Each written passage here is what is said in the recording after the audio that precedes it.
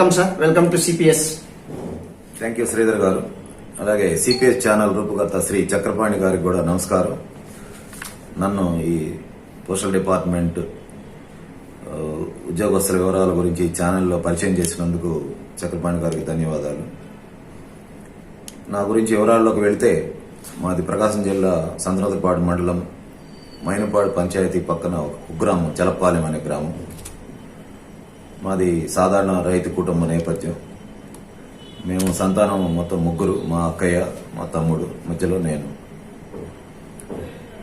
చాలా పేదరికంలో ఉండి కరెంటు కూడా లేని స్థితిలో లాందరితోటి చదువుకొని విద్యాభ్యాసాన్ని 1977లో 10th క్లాస్ పూర్తి చేయడం జరిగింది. ఆ తర్వాత ఒంగోలు మంగమ్మ కాలేజీలో ఇంటర్మీడియట్, శర్మ కాలేజీలో డిగ్రీ పూర్తి చేసి, డిగ్రీ అయిపోయిన 2-3 నెలలకే ఈ ఆర్ఎంఎస్ లో సార్టింగ్ అసిస్టెంట్ విశాఖపట్నం డివిజన్ లో దొరికింది. దీనికంటే ముందు సెకండ్ ఇయర్ డిగ్రీ బిఏ చదివేటప్పుడు టెలిఫోన్ ఆపరేటర్ కూడాను ఒక సంవత్సరం పాటు నేను షార్ట్ డ్యూటీ ఆపరేటర్, అంటే గంటకి ₹2 చొప్పున నెలకి ₹200 సంపాదించుకునే ఉద్యోగం కూడా చేశాను, అప్పుడున్న కుటుంబ నేపథ్యాన్ని దృష్ట్యా. డిగ్రీ అయిపోయిన తర్వాత ఈ ఉద్యోగంలో చేరి మైసూర్ ట్రైనింగ్ అయిపోయి అక్టోబర్ 30 విజయనగరం ఆర్ఎంఎస్ లో సార్టింగ్ అసిస్టెంట్ గా 1982లో జాయిన్ అవ్వడం జరిగింది. ఆ తర్వాత నా సొంత ఊరు అయిన ఒంగోలు ఆర్ఎంఎస్ లో రూల్ 38 ట్రాన్స్ఫర్ ద్వారా రావడం జరిగింది. 1990లో 92లో 2 సార్లు ఇన్స్పెక్టర్ పరీక్ష రాయడం జరిగింది. కానీ కొద్ది మార్కుల తేడాలో సెలక్షన్ రాలేదు. అలాగా డిసప్పాయింట్మెంట్ అయ్యి ఇక అప్పటికి నేను ఇన్స్పెక్టర్ కాలేనేమో అనుకొని 1995లో ఆంధ్రకేసరి లా కాలేజీ ఒంగోలులో ఈవినింగ్ కాలేజీలో లా చేరాను. లా సెట్ రాసి ర్యాంక్ తెచ్చుకొని 95 to 98 లా పూర్తి చేశాను. తర్వాత 2000 సంవత్సరంలో postal department vacancies, RMS vacancies 2 combine చేసి ఒకటే పరీక్ష నిర్వహించడానికి ఆర్డర్స్ వచ్చినాయి. అది 2001లో జరిగే ఎగ్జామ్ వివిధ కారణాల రీత్యా 2002కి వాయిదా పడింది. అంటే ఎక్కువ టైం దొరికింది నేను చదువుకోవడానికి. మధ్యలో నేను నా పెద్దలైనటువంటి పోస్ట్ మాస్టర్ల దగ్గర, తర్వాత టెలిఫోన్లో ఉన్న అకౌంట్ ఆఫీసర్ల దగ్గర ట్యూషన్ కూడా వెళ్లి పేపర్ 3 నేర్చుకున్నాను నేను. అలాగే ఒంగోలు సెంట్రల్ లైబ్రరీలో పేపర్ 5 జనరల్ నాలెడ్జ్ కోసం పుస్తకాలు కొనే స్తోమత లేక అక్కడికి వెళ్లి ఎక్కువ నాలెడ్జ్ని పెంపొందించుకున్నాను. 2002 పరీక్ష రిజల్ట్ నాకు అనుకూలంగా వచ్చింది.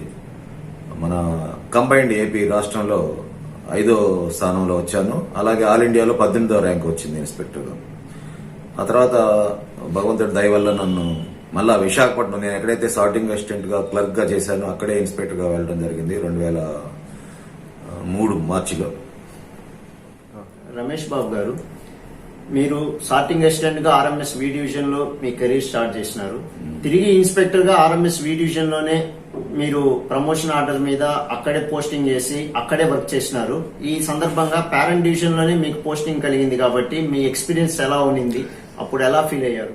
అది చాలా గర్వించదగ్గ విషయంగా ఫీల్ అయ్యానండి. ఎందుకనంటే మా సీనియర్లు, సూపర్వైజర్లు, హెడ్ సార్టర్లు, హెచ్ఆర్ఓలు, ఎస్ఆర్ఓలు, అలాగే నేను జాయిన్ అయినప్పుడు, సార్టింగ్ జాయిన్ అయినప్పుడు ఉన్న ఇన్స్పెక్టర్ గారు, అసిస్టెంట్ సూపరింటెండెంట్ గారు శ్రీ దేవప్రసాద్ గారు అక్కడ ఉండటం, నాకు ఇన్స్పెక్టర్ గా ఆయన ట్రైనింగ్ ఇవ్వటం మరుపురాని విషయం. చాలా గర్వంగా ఉండేది అనమాట. అలాగే అందరు తెలిసిన వాళ్ళు కాబట్టి వాళ్ళ దగ్గర నుంచి వర్క్ ఎక్స్ట్రాక్ట్ చేయడంలో నేను ఎలాంటి ఇబ్బందులు ఎదుర్కోలేదు. వాళ్ళు చాలా ఫుల్ కోఆపరేషన్ చేశారు. అన్నిటికంటే ఇంకా ఇంపార్టెంట్ విషయం ఏంటంటే, నేను జాయిన్ అయిన నెలకే విశాఖపట్నం ఆర్ఎంఎస్ బిల్డింగ్ సుమారు ₹1,00,00,000తో మోడర్న్ బిల్డింగ్ కట్టి, నేను జాయిన్ అయిన తర్వాత దాన్ని ఇనాగ్రేట్ చేయడం జరిగింది. శ్రీ ఎర్రమనాయుడు గారు, దివంగత రాజకీయ నాయకులు, వారు మంత్రివర్యులు అప్పట్లో సెంట్రల్ గవర్నమెంట్, వారి చేతుల మీద శ్రీకాకుళం ఎంపీ గారు వాళ్ళు ఓపెన్ చేశారు. అందరికి కూడాను మంచి సౌకర్యాలు, వర్క్ ప్లేస్ లో మంచి అట్మాస్ఫియర్ క్రియేట్ చేసినందుకు అందరూ కూడా చాలా హ్యాపీ అయ్యారు. అలాగే లాస్ కేసులు అనేది ఆర్ఎంఎస్ వి డివిజన్ లో ఒక్కటి కూడా లేదు. అందరూ కూడాను నీతి నిజాయితీతోటి, భయభక్తులతోటి బాగా పనిచేసేవాళ్ళు. కొంచెం గట్టిగా సార్. అది ఒక మరుపురాని అనుభూతి. అది అనుభవించే వారికే తెలుస్తుంది. స్టార్టింగ్ ఎక్కడైతే క్లర్క్ గా చేసామో అక్కడే మీరు ఆఫీసర్ గా వెళ్తే ఆ అనుభూతి అనేది అనుభవించే నాకు అదృష్టం కలిగినందుకు ధన్యవాదాలు. 4 సంవత్సరాల టెన్యూర్ అయిపోయిన తర్వాత పోస్టల్ డిపార్ట్మెంట్ లో ఇంకో వింగ్ ఉన్న ఇన్స్పెక్టర్ పీజీగా ఎస్ఎస్పీ ఆఫీసులో బదిలీ చేశారు.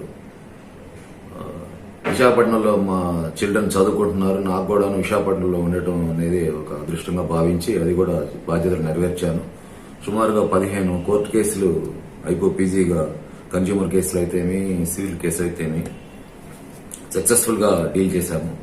ఆ తర్వాత మరో సంవత్సరానికే పిఎంజీ ఆఫీస్ లో ఆర్ఎంఎస్ ఇన్స్పెక్టర్ పోస్ట్ ఒకటి ఉండేది, సార్టింగ్ ఇన్స్పెక్టర్ అని. అది కూడా చాలా వైటల్ పోస్ట్. నా యొక్క సమర్థతను గుర్తించి అప్పుడున్న అధికారి డాక్టర్ పివిఎస్ రెడ్డి గారు ఆర్ఓలో పనిచేసే అవకాశం కలిగించారు. అక్కడ 1 ఇయర్ పాటు చేసిన తర్వాత 2009 ఫిబ్రవరిలో అసిస్టెంట్ సూపరింటెండెంట్ గా ప్రమోషన్ రావడం జరిగింది. సో ఆ టైంలోనే ఇది గెజిటెడ్ ఆఫీసర్ గా నోటిఫికేషన్ ఇచ్చారు సెంట్రల్ గవర్నమెంట్. సో అది చాలా ప్రౌడ్ గా ఫీల్ అయ్యాను. ఒక 10th క్లాస్ క్వాలిఫికేషన్ తోటి ఉద్యోగం నాకు వచ్చి మనం గెజిటెడ్ ఆఫీసర్ ర్యాంక్ వచ్చాము. ఇది చాలా అదృష్టంగా భావించాను. అలాగే ఫస్ట్ పోస్టింగ్ తెలంగాణ రాష్ట్రంలో ఉన్న కాజీపేట ఆర్ఎంఎస్ అని చాలా ఇంపార్టెంట్ కీ పాయింట్ అది అక్కడ ఇచ్చారు. అక్కడ పనిచేసిన కాలం మాత్రము ఎప్పటికీ మరవలేనిది. ఎందుకంటే తెలంగాణలో ఉన్న అన్ని ఆర్ఎంఎస్ ఆఫీసుల యొక్క స్టాటిస్టిక్స్ ఇన్స్పెక్షన్లు అన్ని కూడా నా చేతే చేయించారు అప్పుడున్న సూపరింటెండెంట్లు. అదే కాకుండా విపరీతంగా లాస్ కేసెస్ ఎక్కువ ఉండేది జడ్ డివిజన్ లో. వాటన్నిటిని సమర్థవంతంగా ఛేదించి సుమారుగా 10 మందికి రూల్ 14 వాళ్ళని పట్టుకొని రూల్ 14 ఛార్జ్షీట్ ఇచ్చి ఒక రకమైన టెర్రర్ క్రియేట్ చేసినందువల్ల దొంగతనాలు ఆగిపోయినాయి. ప్రజల యొక్క ఆస్తులను కాపాడటంలో నాకు అవకాశం కలిగింది. ఆ టైంలో అప్పుడున్న పిఎంజీ గారు నా పేరుని మేఘదూత్ అవార్డుకి డైరెక్టరేట్ కూడా రికమెండ్ చేయడం జరిగింది ఆంధ్రప్రదేశ్ సర్కిల్ నుంచి. అయితే ఆల్ ఇండియా లెవెల్లో ఇంకా మంచిగా పనిచేసిన వాళ్ళు కాంపిటీషన్లో అది రాలేదు. అలా రాని వాళ్ళకి ఆంధ్రప్రదేశ్ లో డాక్స్ అవార్డు కూడా ఇచ్చే సౌకర్యం ఉంది. కానీ ఆ సంవత్సరం సిపిఎంజీ గారు అది ఇవ్వలేదు, అది మిస్ అయిపోయింది. అయినా కూడాను నా సమర్థతను గుర్తించిన ఉషా చంద్రశేఖర్ మేడం గారికి ధన్యవాదాలు. కాజీపేటలో 2012 జనవరి వరకు పనిచేశాను. అక్కడి నుంచి విజయవాడ రీజియన్ కి రీఅలాట్మెంట్ పెట్టుకున్నందువల్ల తెనాలి పోస్టల్ డివిజన్ లో ఏఎస్పీ హెడ్ క్వార్టర్ ఓఎస్ గా బదిలీ చేశారు. నా ఫ్యామిలీ తెనాల్లోనే ఉండటం బట్టి నేను కూడాను పోస్టల్ అయినా కూడా పర్వాలేదు, అది కూడా నేర్చుకుందాం, వర్క్ నేర్చుకుందాం అనుకుని పరీక్ష చదువుకోవడానికి కూడా ఉపయోగపడుతుంది పోస్టల్ ఎక్స్పీరియన్స్ అని చెప్పేసి జాయిన్ అయ్యాను. అక్కడ 2 సంవత్సరాలు చాలా కష్టపడాల్సి వచ్చింది. ఎందుకనంటే ఈ ఎన్ఆర్ఈజీస్ పెన్షన్ పేమెంట్స్ పోస్టల్ డిపార్ట్మెంట్ ద్వారా చేయడానికి కోసం ఒప్పుకొని ఇంట్రొడక్షన్ చేశారు ఆ స్కీమ్. దాన్ని సక్సెస్ఫుల్ గా అమలు చేయడం అంటే ప్రతి గ్రామంలో పెన్షన్ పేమెంట్స్ పోస్ట్ ఆఫీస్ ద్వారా చేయడం అంటే చాలా కష్టతరమైన పని. అది సక్సెస్ఫుల్ గా చేశాము. అప్పుడున్న ఆఫీసర్లు కూడా బాగా నేర్చుకున్నారు. Post master general Vijayawada Shri Sampath గారు ఇన్స్పెక్షన్ ఉత్సవం వచ్చి తెనాలి, నువ్వు ఆర్ఎంఎస్ బ్యాక్గ్రౌండ్ ఉంది కదా, నువ్వు విజయవాడకి రమ్మని చెప్పేసి వారు ఆర్డర్ వేశారు. వెంటనే 2014 ఆగస్టులో ఆర్ఎంఎస్ వై డివిజన్, ఎక్కడైతే నేను సార్టింగ్ అసిస్టెంట్ గా పనిచేసిన వై డివిజన్ లో, అదే డివిజన్ లో ఓఎస్ గా ఏఎస్పీ హెడ్ క్వార్టర్ గా బదిలీపై వెళ్లడం జరిగింది. 2014 నుంచి 2018 వరకు ఏఎస్పీగా పనిచేస్తూ 2018 జూలై 14న ప్రమోషన్ మీద మహారాష్ట్ర సర్కిల్ వెళ్లడం జరిగింది.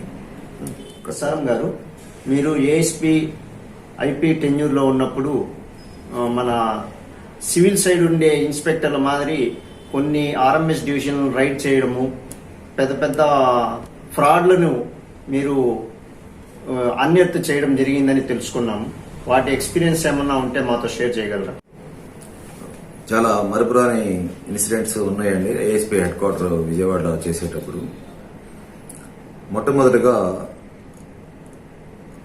తమిళనాడు సిపిఎంజీ శ్రీ చార్లెస్ లోబో గారు పబ్లిక్ కంప్లైంట్స్ చాలా వస్తున్నాయి జీటీ ఎక్స్ప్రెస్ మీద అని చెప్పేసి ఆర్ఎంఎస్ వై డివిజన్ సూపరింటెండెంట్ గారికి ఫోన్ చేసి, మీ స్టాఫ్ జీటీ ఎక్స్ప్రెస్ లో పనిచేస్తారు, దొంగతనాలు ఎక్కువ జరుగుతున్నాయి అని ఆయన మా డివిజన్ మీద అనుమానం పడ్డారు. నాకు ప్రతి వాళ్ళు కూడా 20 ఏళ్ల నుంచి తెలుసు కాబట్టి వాళ్ళు వ్యక్తిగతంగా చాలా మంచి వాళ్ళు, నిజాయితీ పరులు. సో మా డివిజన్ వాళ్ళు చేయట్లేదని నేను ప్రగాఢంగా నమ్మి సరే ఇక్కడ జరగట్లేదు, అది దీని కంటిన్యూషన్ సెక్షన్ అయిన ఎంపీ 28లో జరిగే అవకాశం ఉందని అవకాశం ఇస్తే ఒక 10 రోజుల్లో దాన్ని ఛేదిస్తామని చెప్పేసి మా సూపరింటెండెంట్ గారు ఒక టీంని ఫామ్ చేశారు. నేను, తర్వాత శ్రీహరి గారు, తర్వాత శివాజీ గణేష్, మేము ముగ్గురం కలిసి నాగపూర్ పాయింట్కి వెళ్ళి అక్కడ నాగపూర్లో ఉన్న ముగ్గురు టీం మెంబర్స్ని కూడా కలుపుకొని ఒక స్క్వాడ్ లాగా ఫామ్ అయ్యాము. నాగపూర్ పాయింట్లో జీటీ ఎక్స్ప్రెస్లో ఎక్కే ప్రతి పార్సిల్ని కూడాను వీడియో తీసి వాటి కండిషన్ సర్టిఫై చేసి అందరం కూడా పంచనామాలాగా సంతకాలు పెట్టేసి ట్రైన్లో లోడ్ చేశాము.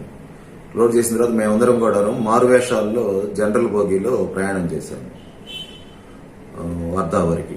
వర్ధా పాయింట్లో ఆ ఎంపీ డివిజన్ వాళ్ళు దిగిపోయారు, మన వై డివిజన్ వాళ్ళు ఎక్కారు. మేము కూడాను పక్క బోగీల్లో నుంచి వర్ధా పాయింట్లో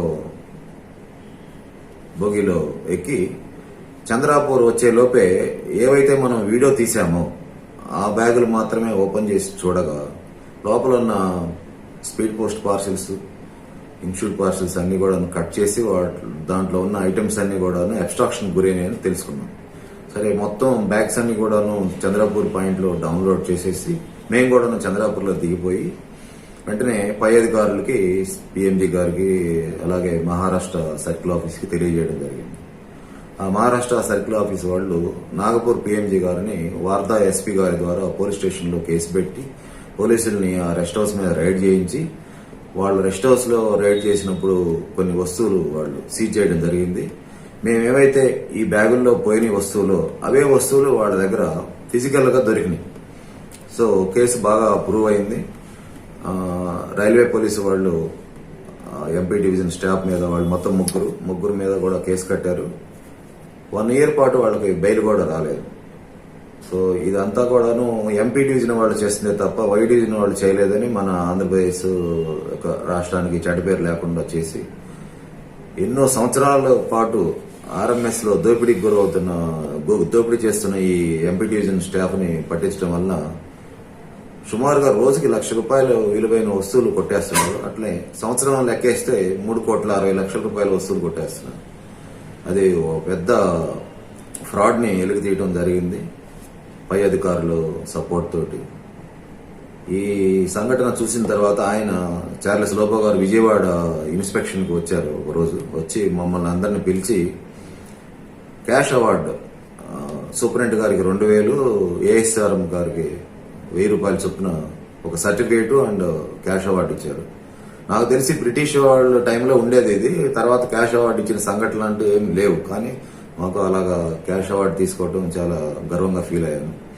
ఇది కూడా కాకుండా వై డివిజన్ లో కొంతమంది పార్సల్స్ ని స్పీడ్ పోస్ట్ ఆర్టికల్స్ లోపల ఉన్న ఫోన్లు, ఎలక్ట్రానిక్ ఐటమ్స్ కొట్టేయటం, వాటిని కూడా సక్సెస్ఫుల్ గా చేజ్ చేసి సుమారుగా 4 కేసులు, 214 కేసులు నమోదు చేయడం జరిగింది. వాళ్ళ మీద శిక్షలు కూడా తీవ్రమైన శిక్షలు వేయడం జరిగింది. సో కాజీపేటలో ఏఎస్ఆర్ఎంగా ఉన్నప్పుడు ఒక 10 కేసులు, ఇవి ఇక్కడ వై డివిజన్ లో ఒక 6 కేసులు, టోటల్ గా నా సర్వీసులో 16 రూల్ 14 కేసులు నమోదు చేయడం జరిగింది. వాళ్ళు శిక్షలకు గురయ్యారు. కొంతమంది ఉద్యోగం నుంచి తీసివేయబడ్డారు, కొంతమంది కంపల్సరీ రిటైర్మెంట్ అయ్యారు, కొంతమందికి ఇంక్రిమెంట్లు, ఫైనాన్షియల్ లాస్ కూడా జరిగింది. సో ఈ అవకాశం అనేది అందరికీ రాదు, కొంతమందికి మాత్రమే వస్తుంది. ఆ వచ్చిన అవకాశాన్ని మనం బిజినెస్ యాంగిల్లో సక్సెస్ఫుల్ గా చేంజ్ చేయడంలో నా కింది ఆఫీసర్స్ కానీ, నా పై ఆఫీసర్స్ కానీ నాకు మద్దతు తెలిపి నన్ను ప్రోత్సహించినందుకు వారికి ప్రత్యేకంగా ధన్యవాదాలు. ఎస్ఆర్ఎం గారు, మీ యొక్క ఎక్స్పీరియన్సెస్ మోస్ట్ ఇన్స్పైరింగ్. మన డిపార్ట్మెంట్ లో 5 years ఇన్స్పెక్టర్ గా వర్క్ చేస్తే గ్రూప్ E ఎగ్జామ్ రాయడానికి ఎలిజిబిలిటీ వస్తుంది. ఆ విధంగా మీరు గ్రూప్ E ఎగ్జామ్ రాయడానికి ఎలిజిబిలిటీ అయినాక రాయడం జరిగిందా? ఏ విధంగా సెలెక్ట్ అయినారు? వాటికి సంబంధించిన విషయాలు కూడా మాతో షేర్ చేసుకోండి. శ్రీధర్ గారు, ఈ గ్రూప్ ఏ ఎగ్జామ్ అనేది ఒక్కో సంవత్సరం జరుపుతారు, ఒక్కో సంవత్సరం జరపరు, వివిధ కారణాల వల్ల. 2011లో నేను ఫస్ట్ అపీర్ అవ్వడం జరిగింది. కాంపిటేటివ్ ఎగ్జామినేషన్ ఇంతకు ముందు నేరేటివ్ గా ఉండేది, డిస్క్రిప్టివ్ గా ఉండేది. ఆ తర్వాత దాన్ని మల్టిపుల్ చాయిస్ గా మార్చి 2011లో ఫస్ట్ ఎగ్జామ్ ఆల్ ఇండియాలో కండక్ట్ చేశారు. అయితే వేకెన్సీ పొజిషన్ ఎగ్జామ్ జరిగే రోజు ఉదయం పూట ఐపీఏఎస్పీ కోట 22 ఖాళీలని జనరల్ లైన్ కి మరల్చి జనరల్ లైన్ లో ఉన్న 2 వేకెన్సీల కోటను ఐపీఏఎస్పీకి ఇవ్వడం జరిగింది. అక్కడ చండీగఢ్ లో క్యాట్ లో జడ్జిమెంట్ ఇవ్వటం మీదట. దానివల్ల నాకు కేవలం 2 మాత్రమే ఐపీఏఎస్పీ నుంచి సెలెక్ట్ అయ్యారు. అందుట్లో మా బ్యాచ్మేట్ సుబ్రహ్మణ్యం గారు అని ఆయన అయ్యాడు ఆల్ ఇండియా టాపర్ గా. సో ఆ టైంలో వేకెన్సీలు తగ్గించడం వల్ల నేను సెలెక్ట్ కాలేకపోయాను. But I scored good marks, 356 మార్కులు వచ్చినాయి అవుట్ ఆఫ్ 500. ఆ తర్వాత 2012 ఎగ్జామ్ కోసము నేను పుస్తకాలు అవన్నీ కొనుక్కొని బాగా కష్టపడి ప్రిపేర్ అయ్యాను. 2012 జూన్ 3వ తేదీ నాడు ఎగ్జామ్ జరిగింది. చాలా బాగా రాశాను ఎగ్జామినేషన్. వేకెన్సీ పొజిషన్ ముందుగా చెప్పలేదు వాళ్ళు. తర్వాత 15 మాత్రమే సెలెక్ట్ చేశారు డైరెక్టరేట్ వాళ్ళు. కేవలం 15 వేకెన్సీలు మాత్రమే సెలెక్ట్ చేశారు. నాకు వచ్చిన మార్కులు అవన్నీ తర్వాత చూసుకుంటే నాకు 22వ ర్యాంక్ లో ఉన్నాను నేను. సో వేకెన్సీలు ఇంత తక్కువ ఎందుకు జరుగుతున్నాయి అనే దాని మీద ఒక ఆర్టీఏ పెట్టి హైదరాబాద్ లో ఒక ఆయన ఆర్టీఐ యాక్టివిస్ట్ ద్వారా తెప్పించాం. డైరెక్టరేట్ లో ఫైల్ నోటింగ్స్ అన్ని తెప్పించి తప్పు జరిగిన దాన్ని నిరూపణ చేశాం. వెంటనే 2013 ఫిబ్రవరిలో క్యాట్ హైదరాబాద్ లో కేసు దాఖలు చేయడం జరిగింది. నేను ఇంకా ఒక ముగ్గురు కలిసి. It is like K Ramesh Babu versus union of India 2013 case number నాకు గుర్తులేదు ఇప్పుడు. అది సుమారుగా 2 సంవత్సరాల పాటు విచారణ జరిగి మాకు అనుకూలంగా వేకెన్సీలు తప్పుగా క్యాలిక్యులేట్ చేశారు. ఈ అప్లికెంట్స్ కి వచ్చిన మెరిట్ ప్రకారం వీళ్ళకి కూడా సెలక్షన్ ఇచ్చేయండి అని చెప్పేసి క్యాట్ జడ్జిమెంట్ వచ్చింది. డిపార్ట్మెంట్ దీన్ని మళ్ళా అప్పీల్ గా హైకోర్టుకి AP Telangana high court Hyderabad appeal చేశారు. అప్పీల్లో కూడాను justice Ramasubramanian bench 2 judges bench 1.5 year అట్లా విచారణ జరిగి అక్కడ కూడాను మాకు అనుకూలంగా వచ్చింది. తర్వాత డిపార్ట్మెంట్ మళ్ళా దీన్ని సుప్రీంకోర్టుకి అప్పీల్ చేయడం జరిగింది.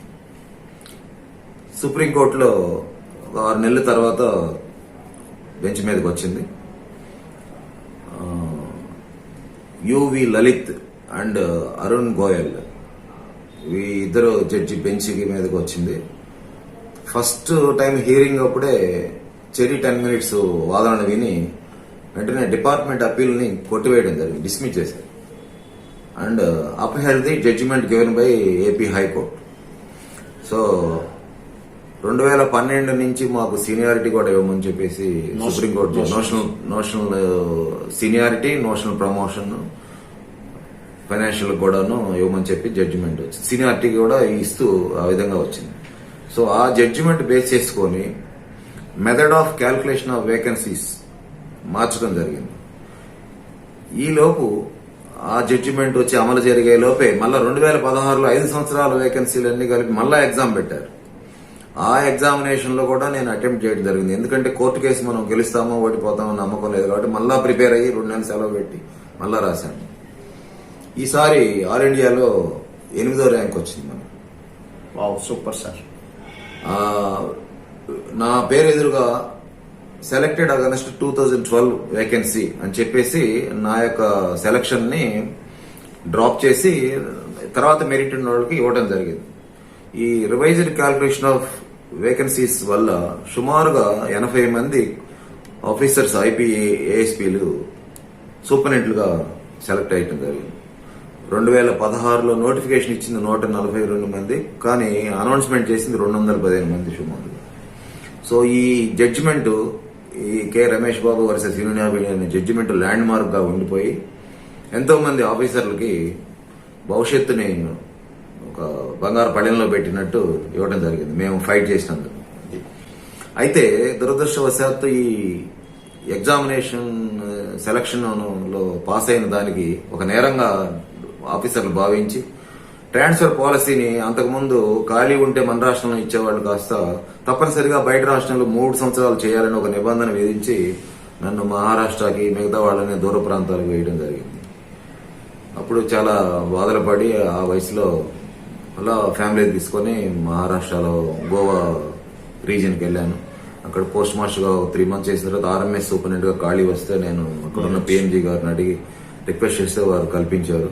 మీరజ్లో ఎస్ఆర్ఎం గా పనిచేసి అలా రిటైర్ అయ్యేలోపు మన సొంత రాష్ట్రంలో రిటైర్ అవుదామనే ఆలోచన కొద్దీ అందులో టీపీ డివిజన్ లో శ్రీకుమార్ గారు రిటైర్ అయిన వేకెన్సీ ఉందని తెలిసి పై అధికారులని కలిస్తే వాళ్ళు ఇమీడియట్ గా నాకు ఇక్కడే ప్రొవైడ్ చేశారు. అప్పుడు శ్రీలత మేడం గారు కర్నూలు పిఎంజీ ఉన్నారు. నేను తిరుపతిలో 2019 డిసెంబర్ 2వ తేదీ నాడు ఛార్జ్ తీసుకున్నాను. ఆ తర్వాత ఎస్ఎస్పి ప్రకాశం డివిజన్ కి వాలంటీర్స్ కాల్ఫర్ చేస్తే నాకు కోర్టు ద్వారా లభించిన సీనియారిటీ వల్ల నన్ను ఇక్కడ డిపిసి ద్వారా వచ్చిన వాళ్ళు అందరికంటే నాకు సీనియారిటీ డిపార్ట్మెంట్ గుర్తించింది కాబట్టి నన్ను అడిగారు. ఎస్, సొంత ఊర్లో వాళ్ళది ఒక డ్రీమ్ అన్నమాట. ఎక్కడైతే మనం క్లర్క్ గా చేశామో, ఎక్కడైతే చదువుకున్నామో అక్కడ ఒక జిల్లా స్థాయి అధికారిగా పనిచేయాలి అనే ఒక డ్రీమ్, ఆ డ్రీమ్ రియలైజేషన్ కోసం నేను అడాక్ ప్రమోషన్ కొద్దీ పోయిన సంవత్సరం ఆగస్టు 5వ తేదీ నాడు వెళ్లి జాయిన్ అయ్యాను. మొన్న జూన్ 21 జూన్ 24 వరకు పనిచేశాను. అది ఒక అచీవ్మెంట్ గా నేను ఫీల్ అవుతున్నాను. ఎందుకంటే ఒక 10th క్లాస్ క్వాలిఫికేషన్ తోటి క్లర్క్ గా చేరి ఇన్ని అంచెలుగా ఎగ్జామ్ రాసుకుంటూ క్లియర్ చేసుకుంటా జిల్లా స్థాయి అధికారిగా రావడం అందరికీ సాధ్యం కాదు. ఇది నా విషయంలో, నా ఉద్యోగ జీవితంలో సాధ్యమైంది అనేది భగవంతుడు ఇచ్చిన దయ, పేరెంట్స్ ఇచ్చిన సపోర్ట్ నేను భావిస్తున్నాను. ఆ తర్వాత మళ్ళా ఆర్ఎంఎస్ అక్కడ ఖాళీలు చాలా ఉన్నాయి. గుడివాడ ఖాళీ ఉంది, తాడేపల్లిగూడెం ఖాళీ ఉంది, నెల్లూరు కూడా ఖాళీ ఉంది. అయినా సరే చివరిగా మన ఆర్ఎంఎస్ లోనే రిటైర్ అవుదాము అని చెప్పేసి ఆర్ఎంఎస్ మీద మక్కువ మీరు అన్నారు ముందు, అది వాస్తవమే. ఆర్ఎంఎస్ లో పనిచేసిన వాళ్ళ మీద నాకు చాలా సింపతి ఉంటుంది. కారణం ఏంటంటే వీళ్ళు వర్కింగ్ ఎన్విరాన్మెంట్, దుమ్ము ధూళి, వ్యాక్సినేటర్ వాసన, డస్ట్, ఇవన్నిటి వల్ల వీళ్ళు సర్వీస్ లో ఉన్నప్పుడే అనారోగ్యం పాలవుతారు. సర్వీస్ అయిపోయిన తర్వాత ఎక్కువ కాలం కూడా బ్రతికే అవకాశం లేదు. చాలా మంది బిలో 70లోనే పరంపదించడం నేను గమనిస్తా వచ్చాను. సో పోస్టల్ వాళ్ళ కంటే కూడా ఆర్ఎంఎస్ వాళ్ళ వైపు మనం చాలా కనికరంతో, గౌరవ భావంతో ఉండాలనేది నేను అనుకుంటాను. అందుకనే నేను ప్రిఫర్ చేసి ఆర్ఎంఎస్కి రావడం జరిగింది. ఎస్ఆర్ఎం గారు, విద్యాభ్యాసం చేసినటువంటి ప్రకాశం జిల్లాలోనే మీకు జిల్లా స్థాయి అధికారిగా పోస్టింగ్ రావడం, అక్కడ మన డిపార్ట్మెంట్ తరపున senior superintendent of post office ఒంగోలుగా పనిచేయడం వలన మీకు ఉన్నటువంటి ఎక్స్పీరియన్స్ మాతో షేర్ చేసుకోగలరు? ఒంగోలు ఎస్ఎస్పీగా జాయిన్ అయిన తర్వాత ఒక అవకాశం దొరికింది నాకు. జిల్లా డెవలప్మెంట్ బోర్డు మీటింగ్ కి మమ్మల్ని కూడా పిలిచారు. అక్కడ కలెక్టర్ గారు, తర్వాత లోకల్ ఎంపీ మాగుంట శ్రీనివాసరెడ్డి గారు, అలా ఎమ్మెల్యేలు, వీళ్ళందరూ జిల్లా స్థాయి అధికారులు అందరూ కూడా సమావేశం జరిగారు. పోస్టల్ డిపార్ట్మెంట్ సంబంధించిన సమస్యలు ఏమైనా ఉంటే చెప్పమని అడిగారు. అక్కడ మరుపురానిది ఏంటంటే ఒంగోలు పార్స్ క్లబ్ కి సుమారుగా 3 కోట్ల రూపాయలు ఫండ్ అలాట్మెంట్ చేసి Ongole head post office premises లో ఒంగోలు పార్స్ క్లబ్ బిల్డింగ్ ని కట్టడానికి ప్రపోజల్ వచ్చింది. కానీ దానికి సైట్ డాక్యుమెంట్స్ ఎప్పట్లో ఫైర్ యాక్సిడెంట్ జరిగి డాక్యుమెంట్స్ లేవు. ఆ డాక్యుమెంట్స్ లేవు కాబట్టి ఇప్పుడు మళ్ళా డాక్యుమెంట్స్ రీకన్స్ట్రక్ట్ చేయడానికి నేను అక్కడ ఉన్న ఎంఆర్ఓ గారిని బ్రతనాడు తీసుకొచ్చి అవన్నీ కొలతలు వేసి మున్సిపాలిటీ అప్రూవల్ తీసుకున్నాను. ఆ మున్సిపాలిటీ అప్రూవల్ లేట్ అవుతుందని కలెక్టర్ గారికి, ఎంపీ గారికి చెప్పడం జరిగింది. అలాగే మనకి బిఎన్పిఎల్ డ్యూస్ సుమారు 25 లక్షలు ఎలక్షన్ టైంలో రావాల్సి ఉంది కలెక్టర్ నుంచి. అవి కూడాను ఎంపీ గారికి దృష్టికి తీసుకెళ్లాను. అదే ఆ మీటింగ్ కి ఒక ఈక్వల్ టు ఐఏఎస్ లాగా మనం జీబులో వెళ్లటం, ఆ మీటింగ్ లో పార్టిసిపేట్ చేయటం, వాళ్ళు చాలా మనం గౌరవించటం, ఇదంతా కూడా ఒక మరపురాని విషయం. అలాగే ఉద్యోగరీత్యా ఎస్ఎస్పీగా ఉన్నప్పుడు కూడాను చాలా సంచలనాత్మకమైన కేసు ఛేదించాము. కురిచేడు అనే ఊర్లో పోస్ట్ ఆఫీస్ లో ₹1,00,00,000 పైనే ఫ్రాడ్ జరిగింది. 4 సంవత్సరాల నుంచి కూడాను కనీసం పోలీస్ కేసు కూడాను పెట్టలేదు అంత ముందున్న ఆఫీసర్స్.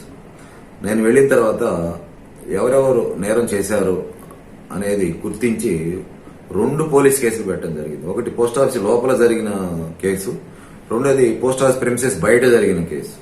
ఇలాగే 2 పోలీస్ కేసులు కూడా రిజిస్టర్ చేశారు పోలీసులు. దాని గురించి సుమారుగా 4 నెలల పాటు మేము పొదిలి, కుర్చేడు క్యాంపులు వేసుకొని స్టేట్మెంట్ రికార్డ్ చేసేసి ఒక ₹10 లక్షల అమౌంట్ కూడా రికవర్ చేయడం జరిగింది. ఇంకా వారి యొక్క నిందితుల యొక్క ఆస్తిపాస్తులను కూడాను కుర్చేడు ఎంఆర్ఓ గారి ద్వారా జప్తు చేయడం కోసం కలెక్టర్ గారు ఆర్డర్ ఇచ్చారు. అది ఒక గ్రేట్ అచీవ్మెంట్. నా యొక్క సర్వీస్ లో ఇది ఒక మరపురాని అచీవ్మెంట్ గా నేను గుర్తు పెట్టుకుంటాను. ఎందుకంటే నేను చదువుకున్న దగ్గరనే నేను అట్లా జిల్లా స్థాయి అధికారిగా పనిచేసే అవకాశం అందరికీ దొరకదు, నాకు దొరికింది. I feel proud of it. SRM గారు, మీరు సూపరింటెండెంట్ అయినాక మహారాష్ట్ర సర్కిల్ నార్త్ ఇండియాలో పనిచేసినారు. తర్వాత సౌత్ ఇండియా మన ఆర్ఎంఎస్ టీపీ డివిజన్లో, అదేవిధంగా ఒంగోలులో సీనియర్ సూపరింటెండెంట్గా పనిచేసినారు. అక్కడ వర్క్ కల్చర్కి ఇక్కడ వర్క్ కల్చర్కి ఏమైనా తేడా ఉన్నదా? మీరు పర్సనల్గా అబ్జర్వ్ చేసిన విషయాలు ఏమిటి? నా అనుభవంలో మహారాష్ట్ర ప్రజలు, మహారాష్ట్రలో పనిచేసే సెంట్రల్ గవర్నమెంట్ ఉద్యోగస్తులు, వాళ్ళని దగ్గరగా నేను చూసింది తెలుసుకుంది ఏంటంటే చాలా నిజాయితీ పరులు. ఆర్ఎంఎస్ బిఎం డివిజన్ లో ఒక్క లాస్ కేసు కూడా లేదు. నేనున్న సంవత్సరంన్నర, సుమారు 2 సంవత్సరాలు పనిచేశాను. అంతకు ముందు కూడాను రికార్డుల్లో ఎక్కడ కూడాను దొంగతనం జరిగిన సంఘటనలే లేవు.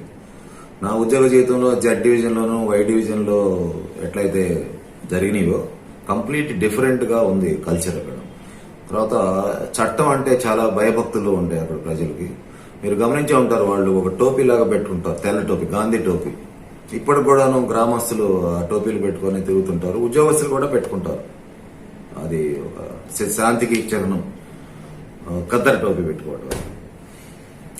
అక్కడ మనకున్న నాలెడ్జిని అంతా కూడా ఉపయోగించి అంతకుముందు ఆర్ఎంఎస్ సూపరింటెండెంట్ చేయలేని పని ఒకటి నేను కొత్తగా ఇంట్రడ్యూస్ చేసి శాంపిల్ సర్వే అనేది ఒకటి నా ఆర్ఎంఎస్ డివిజన్ లో ఉన్న ఒక 6 జిల్లాలు, 6 జిల్లాల్లో ఎస్ఓలకి, హెచ్ఓలకి, బీఓలకి వెళ్లే ఉత్తరాలన్నింటిని కూడా శాంపుల్ గా ఒక రోజు డేటా తీసుకొని అవన్నీ డెలివరీ అయినాయా లేదా ట్రాక్ అండ్ ట్రేస్ లో చూసి, డెలివరీ అయితే డెలివరీ అయిందని, డెలివరీ కాకపోతే డెలివరీ కాలేదని అనే విషయాన్ని కన్సర్న్ పోస్టల్ సూపరింటెండెంట్లకి ఆర్ఎంఎస్ సూపరింటెండెంట్ ద్వారా లెటర్లు రాసి MNOP ranking, top most ranking తీసుకెళ్లాము. అలాగే మహారాష్ట్రలో నెంబర్ 1 ఆర్ఎంఎస్ డివిజన్ గా తీసుకొచ్చాము. ఈ యొక్క సేవలు గుర్తించి PMG Goa region Shri doctor N Vinod Kumar గారు, అలాగే అగర్వాల్ సిపిఎంజీ గారు నా యొక్క ఎపార్ గ్రేడింగ్ ని 9.2గా చేయడం జరిగింది. ఆర్ఎంఎస్ సూపరింటెండెంట్ కి 10కి 7 మార్కులు వస్తే గొప్పగా ఉన్న టైంలో వీళ్ళు గుర్తించి 9.2గా ఇవ్వడం అనేది నేను చాలా మరుపురాంది. నన్ను ఎంకరేజ్ చేశారు. ఎస్ఆర్ఎం గారు, మీరు ఇన్స్పెక్టర్ గా, అసిస్టెంట్ సూపరింటెండెంట్ గా, ఎస్ఆర్ఎం గా మన Andhra Pradesh combined AP circle Telangana గానీ ఆంధ్రప్రదేశ్ గానీ రెండిట్లో దాదాపు ఒక ఆర్ఎంఎస్ ఏజీ డివిజన్ తప్పితే అన్ని డివిజన్లు వర్క్ చేశారు. ప్రజెంట్ మీరు ఆర్ఎంఎస్ టీపీ డివిజన్ కి ఎస్ఆర్ఎం గా వచ్చినారు. మీరు వచ్చినప్పటి నుంచి మా డివిజన్ యొక్క వర్కింగ్ నేచర్ కూడా బాగా ఇంప్రూవ్ అయింది. ప్రతి ఒక్క పనిలోనూ క్వాలిటీ కనబడుతున్నది. పర్సనల్ గా ఆర్ఎంఎస్ టీపీ డివిజన్ స్టాఫ్ గురించి మీ యొక్క ఎక్స్పీరియన్స్ కానీ, మీ యొక్క అభిప్రాయం కానీ మాతో షేర్ చేసుకోగలరా? తప్పకుండా శ్రీధర్ గారు. 2019 డిసెంబర్ 2న నేను ఇక్కడ జాయిన్ అవ్వడం జరిగింది. వీళ్ళలో ఎక్కువ మంది నేను విజయవాడలో పనిచేసినప్పుడు అక్కడ రెస్ట్ హౌస్ కి టీపీ సిస్టమ్ ద్వారా వచ్చేవాళ్ళు, కలిసేవాళ్ళు. మెయిల్ గార్డులు అయితే, మెయిల్ ఏజెంట్లు అయితే అందరూ పరిచయమే. అలాగే యూనియన్ నాయకులు కూడాను చాలా మీటింగుల్లో కలిసేవాళ్ళు, పరిచయం ఉంది. భారతదేశంలో కల్లా అత్యంత తక్కువ స్ట్రెంగ్త్ కలిగిన డివిజన్ టీపీ డివిజన్. సో ఈ డివిజన్ ని ఇంత అనుభవం ఉన్న నాకు మేనేజ్ చేయడం అనేది పెద్ద కష్టతరం కాదు. People are obedient. అయితే దురదృష్టవశాత్తు నేను జాయిన్ అయినప్పుడు 35 వేకెన్సీలు సార్టింగ్ అసిస్టెంట్ క్యాడర్ లో ఉన్నాయి. నేను జాయిన్ అయిన తర్వాత మే 2020లో ఒక 25 మంది GDS2 సార్టింగ్ అసిస్టెంట్ వచ్చారు. అలాగే ఒక 5 స్టాఫ్ అసిస్టెంట్ ద్వారా వచ్చారు. 30 సార్టింగ్ అసిస్టెంట్ రాబట్టి డివిజన్ స్థిరపడింది. ఇప్పుడు ఇంతకు ముందు అవుట్ సైడర్ల మీద డిపెండ్ అయ్యేవాళ్ళం. ఇప్పుడేమో రెగ్యులర్ సార్టింగ్ అసిస్టెంట్ ఉన్నందువల్ల బాధ్యత వాళ్ళు పెరిగి, అప్పట్లో ఉన్న హెచ్ఆర్ఓ గారు మునిరాజు గారు కొంత శ్రద్ధ తీసుకుని వీళ్ళందరి చేత బీఓలన్నీ కూడాను హెచ్ఆర్ఓలో రాయించి మంచి ట్రైనింగ్ ఇచ్చాం. అలాగే అబ్దుల్ అని మన దగ్గర ఓఏగా పనిచేసి ఇన్స్పెక్టర్ అయ్యారు. ఆ అబ్బాయి కూడాను ట్రైనింగ్ విషయంలో శ్రద్ధ తీసుకుని బాగా ట్రైనింగ్ ఇచ్చాం. సాటిస్ఫాక్షన్ గానే ఉంది. వాళ్ళు GDS2 సార్టింగ్ అసిస్టెంట్ ఫుల్ ప్లేడ్జెడ్ గా బాగా పనిచేసి వాళ్ళు అవుట్పుట్ ఇస్తున్నారు. ఇప్పుడు వాళ్ళందరూ కూడా 1 year సర్వీస్ ఉన్న వాళ్ళుగా చాలా ఫాస్ట్ గా పనిచేస్తున్నారు. అది ఒకటి సంతోషకరమైన విషయం. ఇప్పటివరకు టీపీ డివిజన్ లో అయితే ఎలాంటి ఎలిగేషన్స్ ఏమీ లేవు. అందరూ కూడా బాగానే సఖ్యతగా ఉంటున్నారు. అడ్మినిస్ట్రేషన్ సపోర్ట్ గానే ఉన్నారు. చివరి నాకు JTS ప్రమోషన్ చివరి దాకా రాకపోతే నేను ఇక్కడే పూర్తి చేసుకుని రిటైర్ అవుదామని అనుకుంటున్నాను. ఎస్ఆర్ఎం గారు, మీరు మన పోస్టల్ డిపార్ట్మెంట్లో జాయిన్ అయినప్పటి నుంచి చాలా ఊర్లలో పనిచేయాల్సి వచ్చింది. ఒంగోలు కానీ, విశాఖపట్నం కానీ, విజయవాడ కానీ, తెనాలి కానీ, గోవా కానీ, ఇన్ని ప్లేసుల్లో మీరు పనిచేస్తూ మీరు ఫ్యామిలీని ఎలా మెయింటైన్ చేయగలిగినారు? మీ యొక్క పిల్లలు ఏ స్థాయిలో ఉన్నారు? అది మాతో కొంచెం షేర్ చేసుకోగలరా? తప్పకుండా అండి. మేము 10th క్లాస్ వరకు నేను తెలుగు మీడియంలో చదువుకున్నాను. తర్వాత మా నాన్నగారు నన్ను తీసుకెళ్లి ఒంగోలులో ఇంగ్లీష్ మీడియం జాయిన్ చేశారు, ఇంటర్మీడియట్ అండ్ డిగ్రీ. దానివల్ల నాకు ఉపయోగమే జరిగింది. నాకు 1986 మే 1వ తేదీ, అంటే లేబర్ డే ఉంది కదా, మే 1వ తేదీ నాడు తెనాలి తాలూకా బురిపాలెం గ్రామం వాణి అనే అమ్మాయితోటి వివాహం జరిగింది. వాళ్ళు మా మేనత్త తరపున బంధువులు. మా నాన్నగారు అరేంజ్డ్ మ్యారేజ్ చేశారు. దానికి నేను అంగీకరించి చేసుకున్నాను. మాకు 2 సంతానం, ఒక అబ్బాయి ధర్మతేజ, అలాగే అమ్మాయి మోనికా తేజ. వాళ్ళ యొక్క బాల్యం అంతా కూడాను ఒంగోలులోనే ప్రాథమిక విద్య, తర్వాత కాలేజ్ ఎడ్యుకేషన్ వచ్చేసి విశాఖపట్నం, ఇంజనీరింగ్ ఎడ్యుకేషన్ వచ్చేసి తెనాలిలో జరిగింది. ప్రస్తుతం వాళ్ళు, మా బాబు అయితే 5 years అయింది, కెనడాలో స్థిరపడ్డాడు. అక్కడే ఎంఎస్ చేసి జాబ్ చేస్తున్నాడు. పాపకి ఇంజనీరింగ్ అయిపోయిన తర్వాత టీసీఎస్ బెంగళూరులో 1 year పనిచేసింది.